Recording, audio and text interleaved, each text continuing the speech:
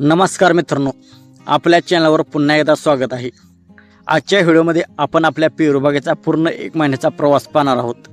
एका महिन्यामध्ये काय काय काम केलं, किती खर्च आला, रोपाची अवस्था कशी आहे आणि सगळ्यात महत्त्वाचं म्हणजे एकही रोप मर नाही, हे सगळं आजच्या व्हिडिओमध्ये दाखवणार आहे। मित्रांनो, आजपासून बरोबर 1 महिन्यापूर्वी आपण या शेतामध्ये पेरू लागवड केली होती। सुरुवातीला थोडी भीती होती, कारण उन्हाळ्याचे दिवस आहेत, तापमान जास्त आहे आणि नवीन लागवड टिकवणं खूप अवघड असतं। पण देवाच्या कृपेने आणि रोजच्या मेहनतीमुळे आजपर्यंत एकही रोप मर नाही। सुरुवातीला आपण पूर्ण शेताचं मोजमाप करून प्लॅनिंग केलं होतं। रोपाचं पेसिंग आपण 9x5 ठेवले आहे।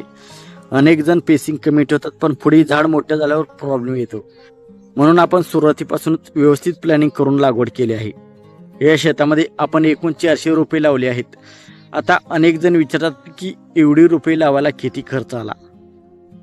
तर मित्रांनो, एका रोपाची किंमत साधारण 23 रुपये पडली आहे, कारण हे मोठी रोप आहे। म्हणजे फक्त रोपाचा खर्च जवळपास 9,200 रुपयापर्यंत गेला आहे। पण शेतीमध्ये फक्त रोपे आणली म्हणजे काम संपत नाही, त्यानंतर सुरू होतो ॲक्च्युअल खर्च। खड्डे काढणे, मजुरी, पाणी, पाईप, औषध, खत, रोजची पाहणी, हे सगळं मिळून खूप मेहनत लागते। मागच्या 1 महिन्यामध्ये आपण रोज बागेची पाहणी केली आहे। सकाळी किंवा संध्याकाळी रोज प्रत्येक लाईनमध्ये फिरून रोपाची अवस्था पाहिली। कुठल्या रोपाला पाणी कमी आहे का, पानं वाकडी होत आहेत का, वाढ थांबली का, हे सगळं तपासत होतो। कारण मित्रांनो, सुरुवातीचे 30 ते 40 दिवस खूप महत्त्वाचे असतात। या काळात रोप नीट सेट झालं तर पुढची वाढ चांगली होते, रोपाची मुळे मजबूत व्हावीत म्हणून आपण मुळीचं औषध दिलं। त्याचबरोबर 19-19-19 हे खत 1 किलो प्रमाणात वापरलं। आता काही जण म्हणतील 1 किलोने काय होत आहे, पण सुरुवातीच्या स्टेजला झाडाला योग्य प्रमाणात अन्न मिळणं महत्त्वाचं असतं। आणखी एक महत्त्वाची गोष्ट म्हणजे पाणी व्यवस्थापन। आपण 2 दिवसांनी पाणी देत आहोत, कारण उन्हाळ्यात जमीन पटकन कोरडी पडते।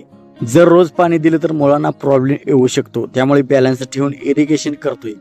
मित्रांनो, शेतीमध्ये फक्त पैसा टाकून काही होत नाही, रोज लक्ष द्यावं लागतं। अनेक वेळा रात्री पण टेन्शन येतं की रोपे टिकतील की नाही, कारण एक रोप जरी मेलं तरी वाईट वाटतं।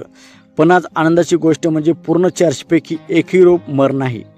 हे फक्त नशिबामुळे नाही तर रोजच्या मेहनतीमुळे झालं आहे। आता पुढचं काम सुरू झालं आहे, ते म्हणजे गवत करण्याचं। कारण सध्या शेतामध्ये गवत वाढायला सुरुवात झाली आहे। गवतामुळे रोपांचं अन्न आणि पाणी कमी होतं, त्यामुळे वेळेवर गवत नियंत्रण करणं खूप महत्त्वाचं आहे। पुढच्या काही दिवसामध्ये आपण गवत काढणे, पुढचं खत व्यवस्थापन, नवीन फुटवे, वाढ किती झाली, ट्रिपमध्ये काही बदल, हे सगळं करणार आहोत।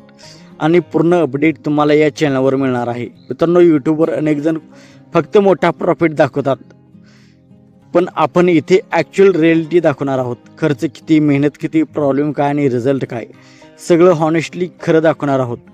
जर तुम्हालाही शेतीची आवड असेल, पेरू लागवड करत असाल किंवा भविष्यात करायचा विचार असेल तर चॅनल सबस्क्राईब करून ठेवा, कारण पुढे या बागेचा पूर्ण प्रवास इथे पाहायला मिळणार आहे। आणि संपूर्ण आपल्या शेतामध्ये कोणती पिके आपण करणार आहोत त्याचा संपूर्ण प्रवास आपण या चॅनलवर दाखवण्याचा प्रयत्न करणार आहोत। तर व्हिडिओ शेवटपर्यंत पाहिल्याबद्दल धन्यवाद। पुन्हा भेटूया पुढच्या व्हिडिओमध्ये। थँक्यू।